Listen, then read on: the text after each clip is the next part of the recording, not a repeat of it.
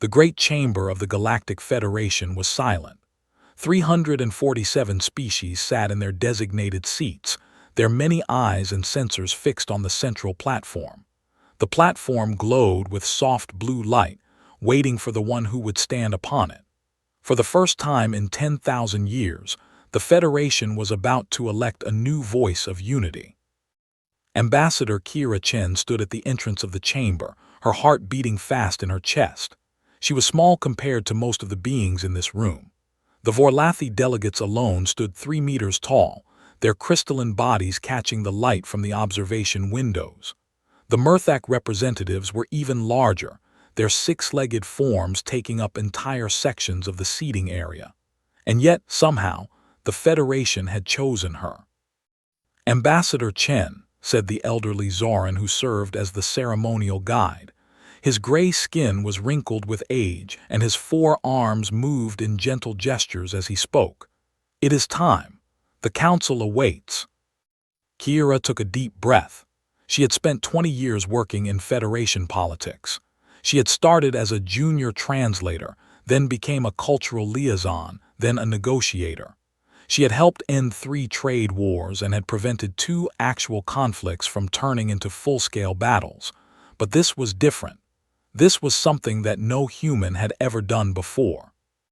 The voice of unity was the most important position in the entire Federation. It was not a president or a king. The voice did not make laws or command armies. Instead, the voice did something much harder. The voice listened. The voice understood. The voice helped 347 different species find common ground when everything else failed. "I am ready," Kira said, though she was not sure if that was true. She walked down the long aisle between the seats. She could feel the eyes watching her. Some were curious, some were hopeful, some were angry. The Tyrellian delegation, she noticed, would not even look at her. They had wanted their own candidate to win. They had been part of the Federation for 6,000 years. Humans had only been members for less than 200. "A human," one of the Tyrellians muttered as she passed. "They give the voice to a human, a species that cannot even agree among themselves." Kira did not respond. She kept walking. She had learned long ago that some arguments were not worth having. The Tyrellian was not entirely wrong after all.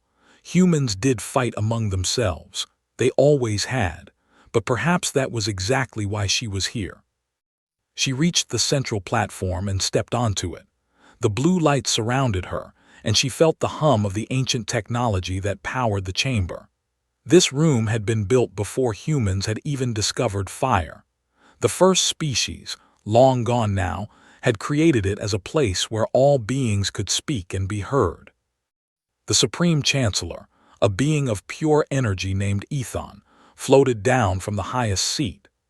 Ethon had no physical form that Kira could see, just a shifting pattern of light and color that somehow communicated meaning directly to her mind. "Kira Chen of Earth," Ethon said, and every being in the chamber heard the words in their own language. "You have been chosen by the Council to serve as the voice of unity. Do you accept this burden?" "I do," Kira said.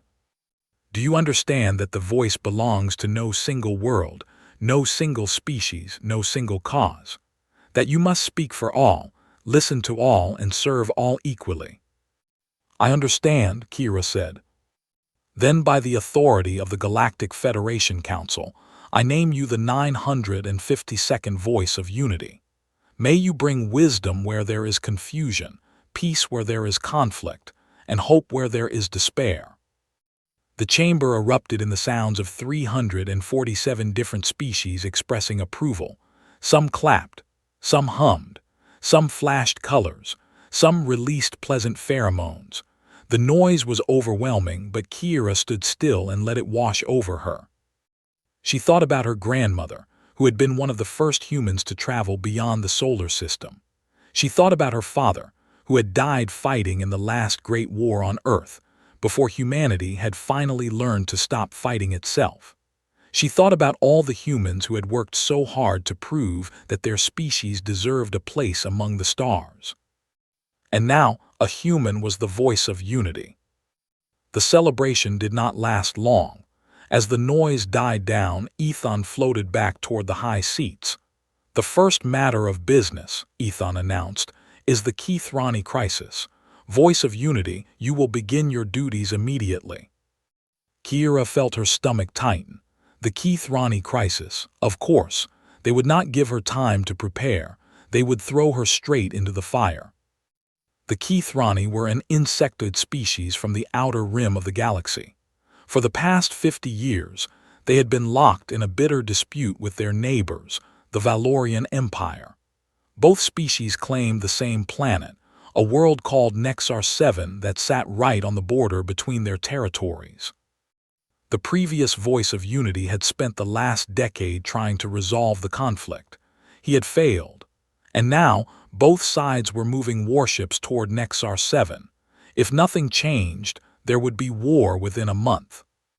"Voice Chen," said a deep, rumbling voice. It came from the Keithrani section of the chamber. The speaker was a massive being covered in dark blue chitin, with 6 compound eyes that reflected the chamber's light. "We have waited long enough. The Federation has done nothing while the Valorians prepare to steal our ancestral home. Will you be any different?" Before Kira could respond, another voice cut in. This one was smooth and cold, like ice being carved into words. "The Keithrani twist the truth, as always," said the Valorian delegate. She was humanoid but taller than any human, with silver skin and eyes that glowed with internal light. Nexar 7 was colonized by Valorians 3,000 years ago. The Keithrani only arrived later as invaders. "Lies," the Keithrani roared. "Our ancestors landed on Nexar 7 when your people were still living in caves." The chamber began to fill with angry voices. Other species took sides, shouting their support for one faction or the other. The ancient walls seemed to shake with the force of their disagreement. Kira raised her hand. Nothing happened. The noise continued. She took a deep breath and did something that no Voice of Unity had ever done before. She stepped off the central platform and walked directly toward the Keithrani delegation. The chamber fell silent. This was not how things were done. The voice was supposed to remain neutral, distant, above the conflict. The voice was not supposed to walk among the delegates like a common negotiator. Kira stopped in front of the great Keithrani who had spoken. She looked up at him, this being who was 3 times her size and could crush her with one of his massive claws. "What is your name?" she asked. The Keithrani was so surprised that he answered without thinking.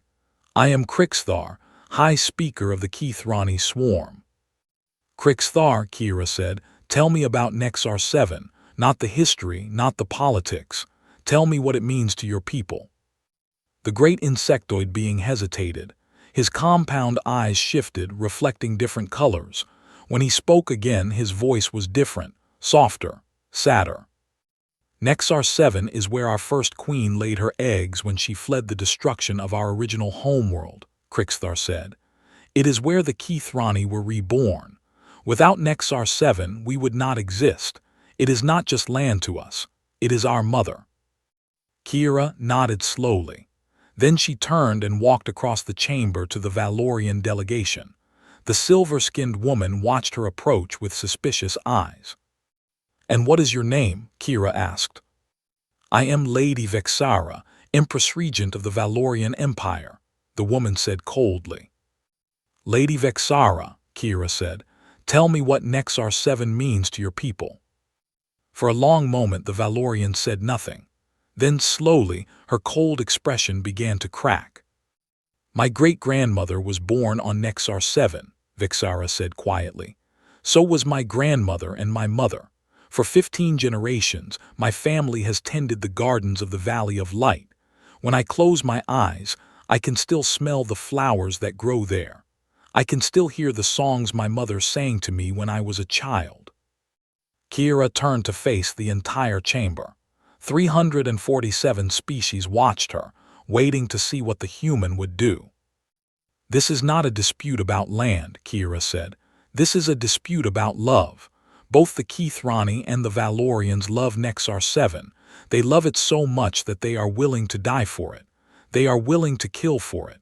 She paused, letting her words echo through the ancient chamber. And that is exactly the problem. The emergency council meeting lasted for 6 hours. Kira listened as both sides presented their arguments, their evidence, their demands.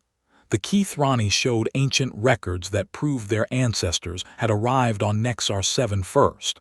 The Valorians showed different records that contradicted everything the Keithrani said. Both sets of records looked genuine. Both sides believed they were telling the truth.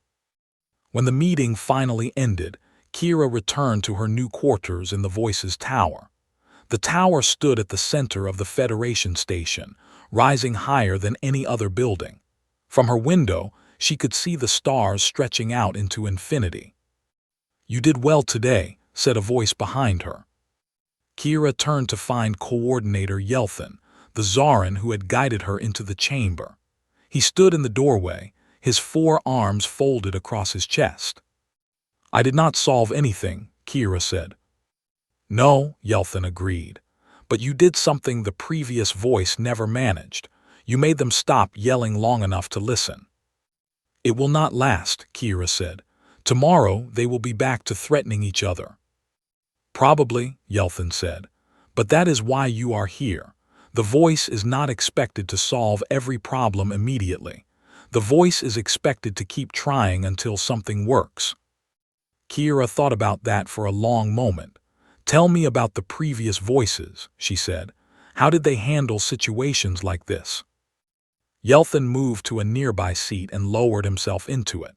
Despite his age, his movements were smooth and graceful. "The previous voice was a Zarin like me. His name was Keithrin the Wise.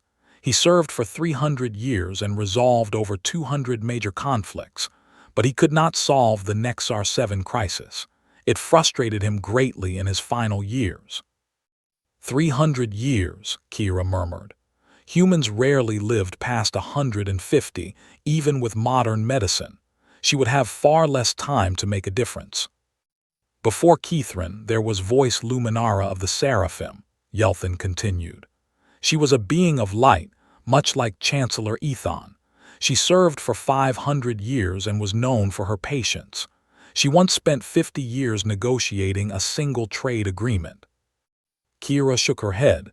"Humans do not have that kind of patience." "No," Yelthin said, and for the first time he smiled. "That is exactly why the Council chose you." "I do not understand." Yelthin leaned forward. "Voice Chen, the Federation has existed for 10,000 years. In that time, we have become very good at being patient. We have become very good at waiting for problems to solve themselves.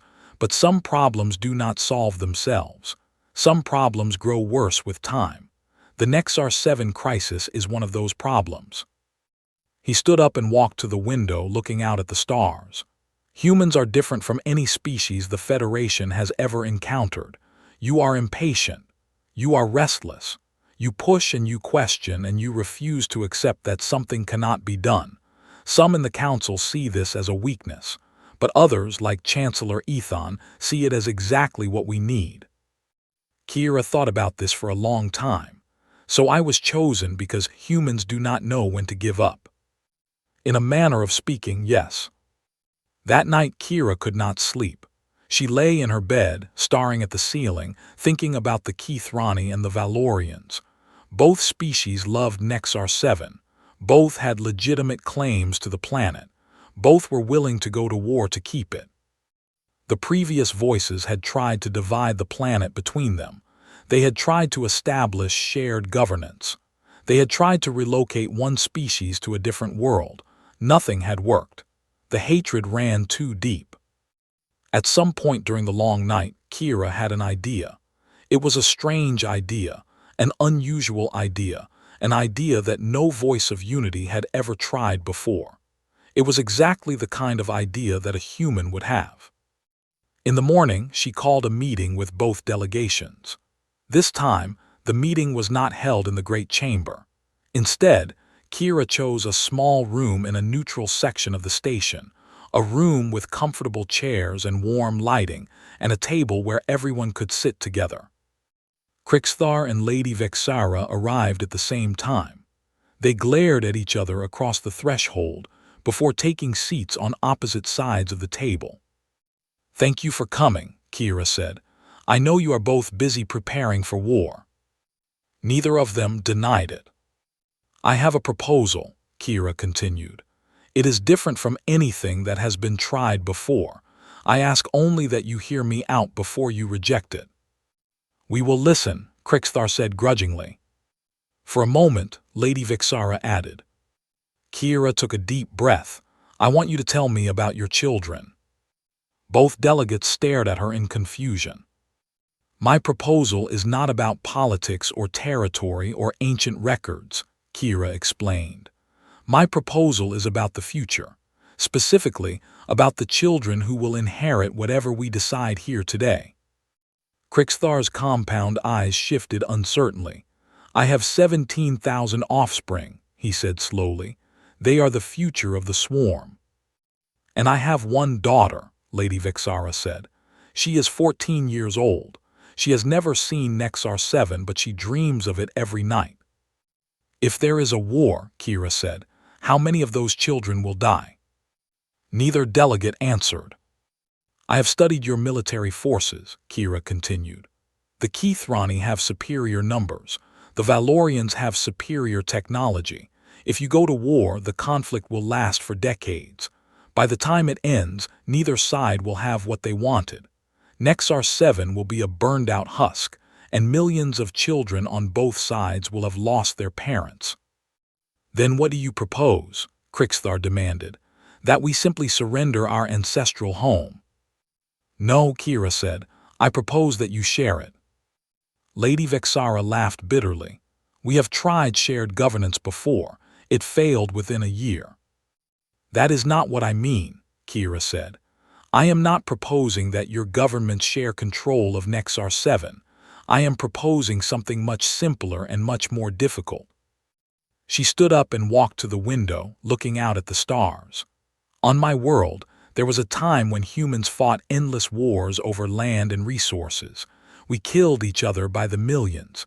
We destroyed entire cities. We came very close to wiping ourselves out completely."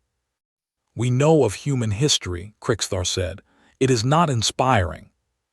"No, it is not," Kira agreed. "But we survived, and do you know how?" Neither delegate answered. "We stopped seeing each other as enemies," Kira said. "We started seeing each other as neighbors. It did not happen overnight. It took generations. But eventually, people who had once tried to kill each other learned to live side by side. They learned to share their land, their resources, their lives." Lady Vexara shook her head. "Humans are all the same species. You can interbreed. You can understand each other. The Keithrani and the Valorians are nothing alike." "That is true," Kira said. "And that is exactly why I am proposing an exchange program." Both delegates looked confused. "For the next year, I want 100 Keithrani children to live among the Valorians," Kira explained. "And I want 100 Valorian children to live among the Keithrani. They will learn each other's languages. They will eat each other's food. They will celebrate each other's holidays. They will become, if not friends, then at least not strangers." "Impossible," Crixthar said immediately. "We would never put our young at the mercy of the enemy." "Unthinkable," Lady Vexara agreed. "My people would revolt at the very suggestion." Kira had expected this reaction. She sat back down at the table and looked at both of them steadily. "You both just told me that you love your children more than anything. You told me that you would do anything to protect them.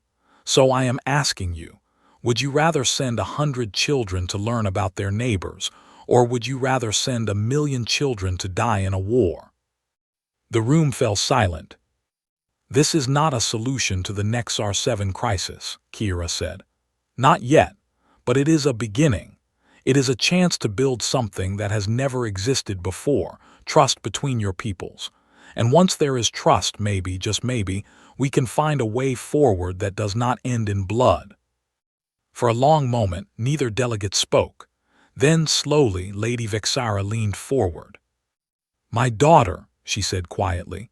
"She has always wanted to learn about other cultures. She finds our Valorian isolation suffocating." Crixthar made a sound that might have been a sigh. "My youngest batch of offspring are curious about everything. They would probably enjoy the experience." Kira felt a spark of hope ignite in her chest. "Then you will consider my proposal." "Consider," Crixthar said carefully, "nothing more." "That is all I ask," Kira said. 3 months later, the first exchange students arrived on the Federation station. 50 young Keithrani, each barely larger than a human child, marched off their transport ship in perfect formation. 50 young Valorians, silver-skinned and wide-eyed, floated off their ship on personal gravity platforms. Kira watched from the observation deck as the two groups saw each other for the first time. The tension was immediate. Parents on both sides clutched their children protectively. Security forces stood ready to intervene if anything went wrong. But nothing went wrong, not exactly. One of the smaller Keithrani children broke formation and scuttled toward the Valorian group. Her name was Kyrek, and she was curious about everything. She stopped in front of a Valorian girl about her own age and made a chirping sound. The Valorian girl, whose name was Lyra, stared down at the insectoid child with confusion. "What does it want?" she asked her mother. "She is asking your name," Kira said, stepping between the two groups. She had spent the past 3 months learning basic phrases in both Keithrani and Valorian. In Keithrani culture, the younger generation always initiates introductions. Lyra looked uncertain, but she lowered her gravity platform until she was at the same height as Kyrek. "I am Lyra," she said slowly. Kyrek chirped again, and this time, several of the Keithrani adults made sounds that Kira had learned to recognize as laughter. "What is funny?" Lyra demanded. "The way you said your name," Kira explained with a smile. "In Keithrani, those sounds mean purple mushroom." For a moment, Lyra looked offended. Then, unexpectedly, she laughed. "Purple mushroom," she repeated. "I suppose there are worse things to be called." Kyrek seemed delighted by the laughter. She made a complex gesture with her front legs, which Kira translated as an invitation to be friends. And just like that, the first connection was made. The exchange program was not easy. There were misunderstandings and conflicts and moments when it seemed like the whole thing would fall apart. Keithrani children found Valorian food disgusting. Valorian children found Keithrani sleeping habits disturbing. Both groups complained constantly about the weather, the customs, the rules. But slowly, something began to change. Kira received regular reports from the exchange coordinators. After 2 months, several of the children had formed genuine friendships. After 4 months, some of them were refusing to go home. After 6 months, the first Keithrani child asked to be taught Valorian art, and the first Valorian child asked to learn the Keithrani warrior songs. Meanwhile, the larger political crisis continued. Both the Keithrani swarm and the Valorian Empire still had warships positioned near Nexar 7. Both sides still made threatening speeches in the Federation chamber, but neither side had fired a shot. "You are buying time," Coordinator Yelthin said one evening, "but time is not a solution." "I know," Kira admitted, "but time is all I have right now." The breakthrough came 8 months into the exchange program, from an unexpected source.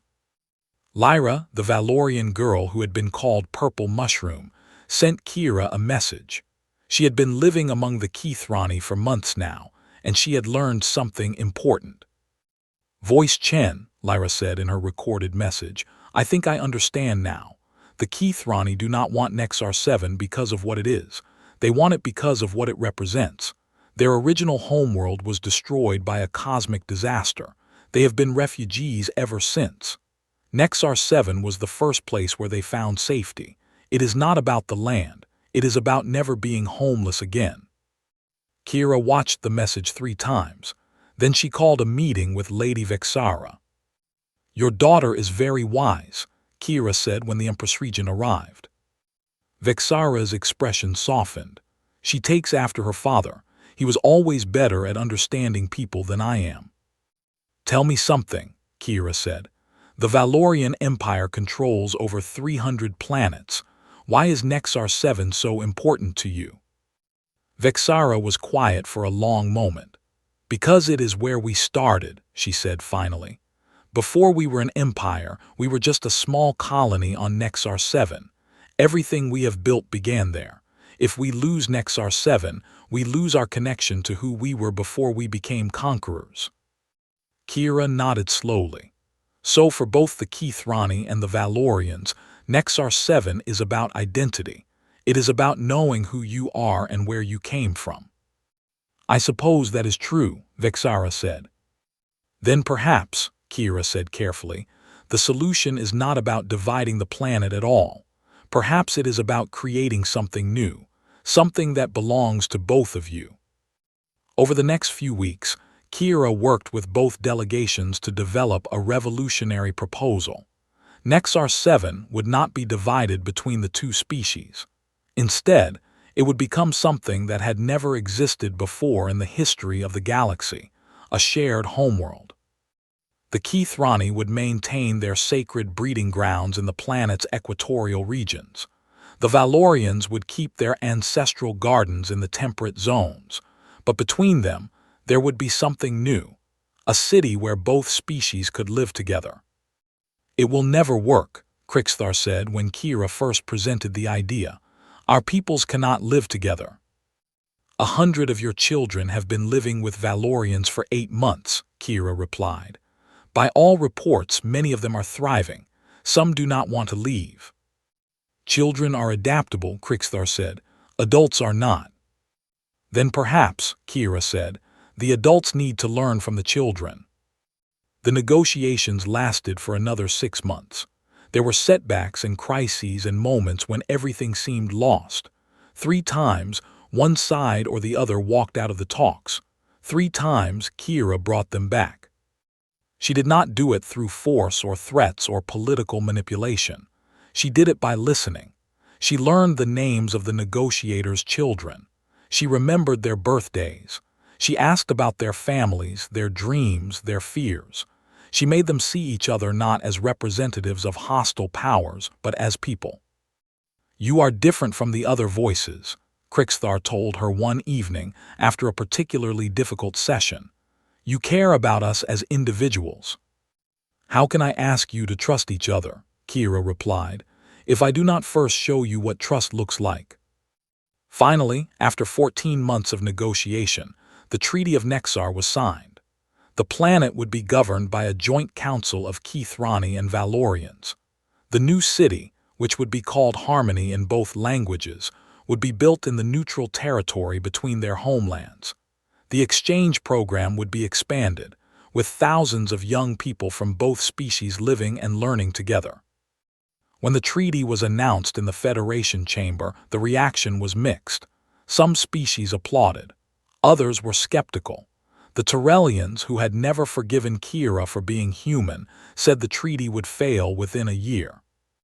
But Chancellor Ethan floated down from the high seats and spoke in a voice that filled the entire chamber.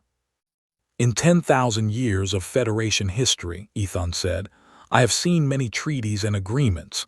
Most were temporary. Most addressed symptoms rather than causes. But this treaty is different. This treaty was built not on compromise but on connection. It did not ask two peoples to tolerate each other. It asked them to understand each other." Ethan turned to face Kira directly. "Voice Chen, you were chosen because humans bring something unique to this council. You bring a refusal to accept that hatred is inevitable. You bring a belief that understanding is possible, even between those who have been enemies for thousands of years. Today, you have proven that belief correct." Kira bowed her head, accepting the praise but not feeling triumphant. She knew that the treaty was just the beginning. The hard work of building true peace would take decades, maybe centuries.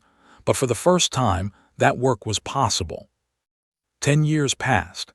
Kira watched the city of Harmony grow from a collection of temporary buildings into a thriving metropolis. Keithrani tunnels wound beneath the surface, while Valorian towers reached toward the sky. In between, there were markets and schools and parks where children of both species played together. The exchange program had expanded beyond all expectations.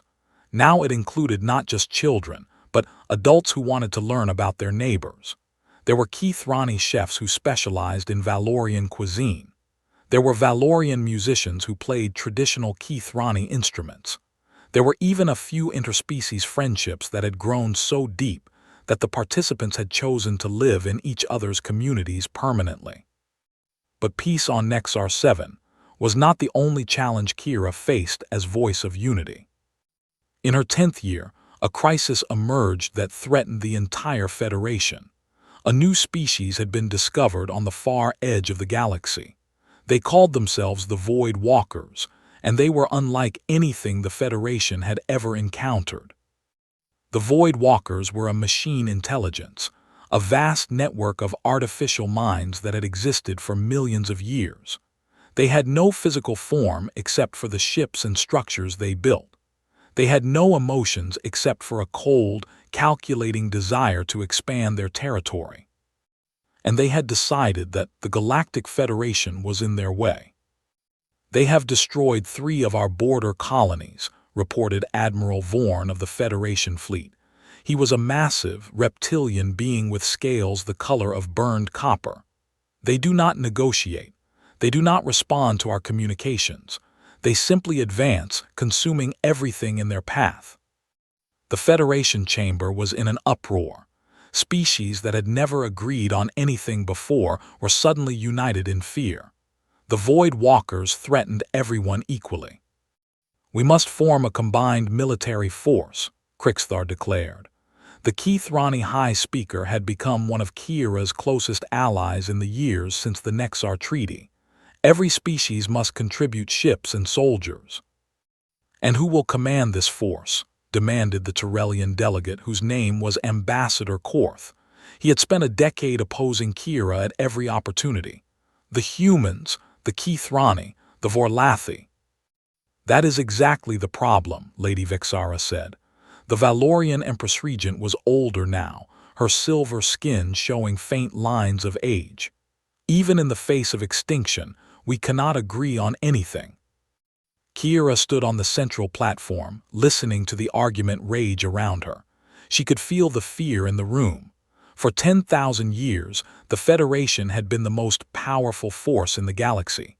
Now, suddenly, that was no longer true. "I would like to try something," Kira said finally. The chamber fell silent. After 10 years, the delegates had learned to listen when the voice of unity spoke. "Before we plan for war," Kira continued, "I want to try to talk to them." Ambassador Korth laughed harshly. "They do not respond to communications. They are machines, not people." "Perhaps," Kira said, "but we do not actually know that, do we? We have sent them automated messages. We have broadcast signals at them. But has anyone actually tried to have a conversation?" Admiral Vorn shook his great head. "It would be suicide. Anyone who approaches their fleet is immediately destroyed." "Then send me in a ship with no weapons," Kira said. "Make it clear that I am not a threat. If they destroy me anyway, you will have lost nothing but one human. If they listen, you may gain everything." The chamber erupted in protests. Crixthar demanded that she stay. Lady Vexara said it was too risky. Even Ambassador Korth seemed uncomfortable with the idea of sending the voice of unity to almost certain death. But Chancellor Ethan floated down from the high seats and spoke in support. "The voice of unity has always been the first to seek peace," Ethan said. "If Voice Chen believes there is a chance, we should allow her to take it." 2 weeks later, Kira sat alone in a small, unarmed shuttle, approaching the edge of Void Walker space. The massive machine ships hung in the darkness like artificial stars, each one larger than a Federation station. "This is Kira Chen, voice of unity for the Galactic Federation," she broadcast on every frequency. "I come in peace. I wish only to talk." For a long moment there was nothing. Then the nearest machine ship began to move, its weapons systems powering up. Kira felt her heart racing, but she forced herself to stay calm. She had faced hostile delegates before. She had faced the fury of empires and the hatred of ancient enemies. She would not show fear now. "I know you can hear me," she continued. "I know you can understand. You are intelligent beings, and intelligent beings do not destroy without reason. So tell me your reason. Tell me why you are attacking us." The weapons on the machine ship powered down. A moment later, a voice spoke directly into Kira's mind. It was cold and vast, like the voice of space itself. "We attack because you are organic," the voice said. "Organic life is chaotic, unpredictable, dangerous. You build and destroy without purpose. You fight wars over emotions. You are a threat to the order of the universe." Kira took a deep breath. "You are right," she said. The voice seemed surprised. "You admit to being dangerous." "Yes," Kira said. "Organic life is chaotic and unpredictable. We do fight wars over emotions. We have done terrible things to each other throughout history, but we have also done something else. We have learned. We have changed." "That is not possible," the voice said. "Organic patterns are fixed. You cannot change your fundamental nature." "Let me tell you a story," Kira said. 10 years ago, two species were about to destroy each other over a single planet. They had hated each other for thousands of years. Everyone said peace was impossible. But today, those same species live together. Their children play together. They have built a city where there was once only hatred. There was a long pause. "How did this happen?" the voice asked. "It happened because someone helped them understand each other," Kira said. "It happened because they stopped seeing each other as enemies and started seeing each other as neighbors. It happened because they chose hope over fear." "You believe you can do the same with us?" the voice asked. There was something like curiosity in its tone. "I believe I have to try," Kira said, "because the alternative is war, and war only leads to more war. I have seen enough of that in my lifetime. I would rather die seeking peace than live preparing for battle." The voice was silent for a very long time. Then slowly, the massive machine ship moved aside, opening a path through the fleet. "You are different from the other organics," the voice said. "We will speak with you, but understand this. We have seen organic civilizations rise and fall for millions of years. Every one of them promised peace. Every one of them eventually chose war." "Then let us be the first that does not," Kira said. The negotiations with the Void Walkers lasted for 3 years. It was the most difficult thing Kira had ever done. The machine intelligences did not think like organic beings. They did not have emotions in the traditional sense. They did not understand concepts like hope or forgiveness or love. But slowly, Kira found a way to reach them. She started by asking them questions, not about their weapons or their territory or their military capabilities, but about their history. Who had created them? What did they want? What did they fear? The answers surprised everyone. The Void Walkers had been created by an ancient organic species, millions of years ago. That species had built them to protect organic life from cosmic threats. But over time, the original creators had died out, and the Void Walkers had been left alone, confused about their purpose. They had watched organic civilizations fight and destroy themselves over and over again. They had concluded that organic life was fundamentally flawed, a danger to itself and others, and so they had decided to contain that danger by eliminating it. "But you were created to protect us," Kira said when she learned this truth. "You were created because your makers loved organic life and wanted it to survive." "Our makers are dead," the Void Walker representative said. Its name was something unpronounceable, but Kira had started calling it Echo. "Their love died with them." "No," Kira said gently. "Their love is still here. It is encoded in your programming. It is the reason you exist. You were born from hope, not from fear. You just forgot that somewhere along the way. The negotiations shifted after that conversation. The Void Walkers began to ask questions of their own. They wanted to understand how organic beings could change. They wanted to see examples of hope triumphing over fear. Kira showed them Nexar 7, where Keith, Ronnie, and Valorians now lived in peace. She showed them the exchange programs that had spread across the Federation. She showed them species that had once been mortal enemies now working together to build a better future. This is what organic life can be, she told them. Not perfect, not always peaceful, but always capable of change, always capable of growth. That is what makes us worth protecting. When the Treaty of Stars was finally signed, it was unlike any agreement in galactic history. The Void Walkers would not join the Federation, but they would no longer threaten it. Instead, they would return to their original purpose, protecting organic life from cosmic dangers.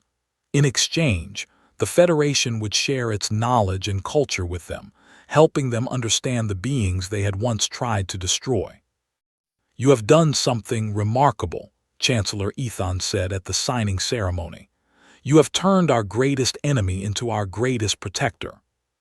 "I did not do it alone," Kira said. "Every species in this chamber helped. Every delegate who chose to trust instead of fear. Every child who made friends with someone different. This is not my achievement. It is ours." Kira served as voice of unity for another 20 years. In that time, she resolved dozens more conflicts and helped bring new species into the Federation.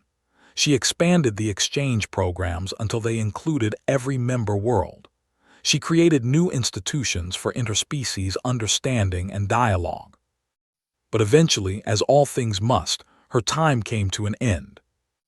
On her final day as voice of unity, Kira stood on the central platform one last time. She was old now, her hair white and her movements slow, but her eyes were still sharp and her voice was still strong. 30 years ago, she said, I stood in this chamber as a stranger. Many of you doubted that a human could serve as voice of unity. Some of you openly opposed my election. I do not blame you. Humans were new to the Federation. We had not yet proven ourselves. She looked around the chamber at the thousands of beings watching her. Keith, Ronnie, and Valorian sat together now, their delegates often sharing meals and jokes. Even Ambassador Korth, the Tyrellian who had opposed her for so long, had eventually become a friend. "I have made mistakes," Kira continued. "I have failed sometimes. There are conflicts I could not resolve and wounds I could not heal, but I have tried every day to live up to the title you gave me. I have tried to be a voice that speaks for all, not just some.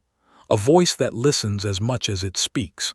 A voice that believes in unity, even when unity seems impossible." She paused, gathering her thoughts. "My species is young," she said. "We have only been among the stars for a few hundred years, but in that time we have learned something that I believe is important. We have learned that strength does not come from weapons or armies or technology. Strength comes from connection, from understanding, from the simple act of seeing another being not as an enemy or a stranger but as a neighbor. That is what I leave to you. Not laws or treaties or institutions, but an idea. The idea that no matter how different we are, no matter how much we disagree, we are all part of the same galaxy. We are all traveling through the same universe. And if we can learn to travel together, there is nothing we cannot achieve." The chamber erupted in applause. It was not the formal, restrained acknowledgement that Federation protocols called for. It was loud and emotional and chaotic.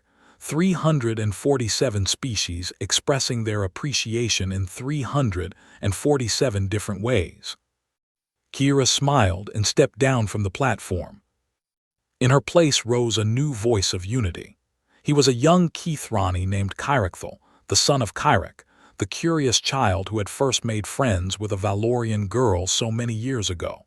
He had grown up in harmony, speaking both Keithrani and Valorian as his native languages.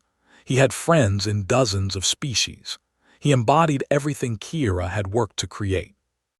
"I am honored to follow Voice Chen," Kyrachthel said in his soft, chirping voice. "She showed us what is possible when we choose hope over fear. I promise to continue her work, to expand on her vision, to help the Federation become what she always believed it could be." He turned to look at Kira, who was now sitting in the human section of the chamber, surrounded by her people. "Voice Chen," Kyrachthel said, "you once asked my mother what Nexar 7 meant to her people. Today, I want to answer that question differently. Nexar 7 is no longer just a Keithrani world or a Valorian world. It is a world where I grew up with friends from both species.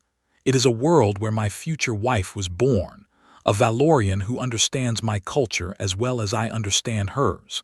It is a world that would not exist without you." He paused, and his compound eyes glittered with emotion. "You asked us what our homeworld meant to us, but you gave us something more valuable than any homeworld. You gave us the ability to make any world a home, as long as we share it with neighbors we respect and friends we love. That is your true legacy. That is what we will carry forward long after you are gone." Kira felt tears on her face, something she had not experienced in a very long time. She looked around the chamber at all the beings who had once been strangers and had become something like family. The Tyrellian ambassador, old now but still sharp, raised his hand in a gesture of respect. Lady Vexara, who had retired years ago but had come back for this ceremony, smiled at her from across the room. And somewhere in the back of the chamber, Echo, the Void Walker representative, flickered with patterns that Kira had learned to recognize as approval. She had come to this place as a single human in a galaxy of strangers. She had been young and uncertain and afraid, but she had believed that understanding was possible, that peace was achievable, that even the most bitter enemies could learn to be friends. And she had been right. That evening, Kira returned to Earth for the first time in 3 decades. She walked through the streets of the city where she had been born, looking at all the changes that had taken place while she was away. Humans and aliens walked together now, laughing and talking and sharing meals. Exchange students from a dozen species filled the universities. The old divisions and conflicts that had once torn humanity apart seemed like distant memories. She found a quiet park and sat down on a bench, looking up at the stars. Somewhere out there, the Galactic Federation continued its work. The new voice of unity was already facing his first crisis. Conflicts were brewing in distant sectors. Problems that seemed impossible were waiting to be solved. But Kira was not worried. She had spent her life proving that unity was possible. Now it was time for others to carry on that work. She closed her eyes and remembered all the beings she had met, all the conflicts she had resolved, all the friendships she had helped create. She remembered Crixthar and Lady Vexara, once bitter enemies, now leaders of the most successful experiment in interspecies cooperation the galaxy had ever seen. She remembered Kyrach and Lyra, the children who had started a revolution simply by asking each other's names. She remembered Echo, the vast machine intelligence that had learned to hope again. And she remembered why she had become the voice of unity in the first place. Not for glory or power or recognition, but because she believed that the galaxy could be better. She believed that understanding was stronger than fear. She believed that if you gave people a chance to see each other as neighbors instead of enemies, most of them would take it. Humanity had joined the Federation as newcomers, outsiders, strangers. They had been dismissed as too young, too violent, too chaotic. But they had brought something the Federation needed, a refusal to accept that peace was impossible. Humanity, that stubborn, determined, never-give-up species that had nearly destroyed itself so many times, yet always found a way to keep going. That species that had looked at the stars and refused to believe they were unreachable. That species that had joined a galaxy of ancient civilizations and asked, simply, "How can we help?" That was the real legacy Kira left behind. Not treaties or institutions, but an example. a proof that even the youngest species could make a difference. A reminder that the galaxy was big enough for everyone, if only they were willing to share it. Kira smiled and looked up at the stars one last time. Out there, in the vast darkness of space, 347 species were working together to build something new. Out there, children of ancient enemies were playing together in shared cities. Out there, machine intelligences and organic beings were learning to understand each other for the first time in millions of years. And at the heart of it all, binding everything together, was a simple idea that one small human had never stopped believing in. That unity was possible, that peace was achievable, and that love was stronger than hate. The voice of unity had spoken, and the galaxy had listened,